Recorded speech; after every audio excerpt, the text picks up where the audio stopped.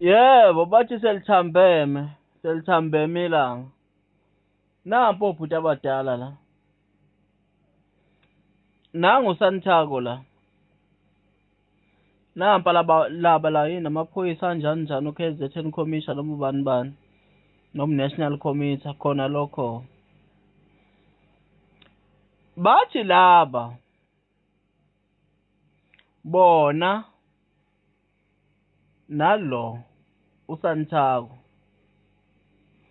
abahlangana nayo yonke lento yenzeka ngomhla ka-30 kusho laba beSantago.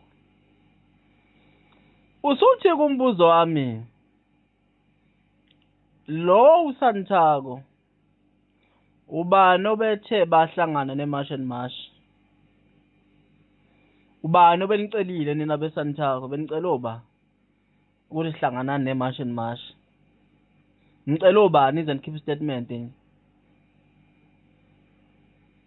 Lezi iphathimandla zamaphoyisa lezi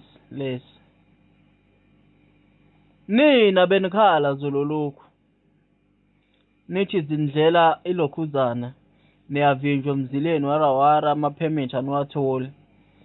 Manje ngokuyingcengela nina Santago nina Santago nina bomkhulu ngokuyingcengela kulaba nibona ukuthi ingqinamba enibhekene nazo ematekisini izophela. Ngicabanga kanjalo ukuthi izophela ingqinamba zenu njengoba benivalela ama-route nje okusebenza nama-permit ningawatholi nibothi nizowathola. Ngicabanga kanjalo. Kwesinye isikhathi nje imboni yabantu abamnyama nje ibuye ikushiye nje ungayi-understand ukuthi kwenzakalani. Nina bomkhulu beSantago nize nikhiphe istatement nithi anihlangane neMarch and March. Ubani obethe ehlangana nayo? Benicela uba nithi umhla ka-30 anihlangani nawo. Kunincinzaphi nina ukuhamba kwamashangana? Ngoba kiyo lama renke nina Santago la kudesa khona ama-drugs khona. Yebo, la kudesa khona ama-drugs emarenkeni nensangu notshwala budayisa emarenke. Benicela ubani nina bobhuti abadala? Right-ke nina Santago nina ngoba nithi anihlangane nabantu enibalayishayo ama-passenger anezwi ngomhla ka-30. Mthana usibanga-ke phela mase sigibela ilokhuzana imoto esiyithanda mase nilwisa Uber la.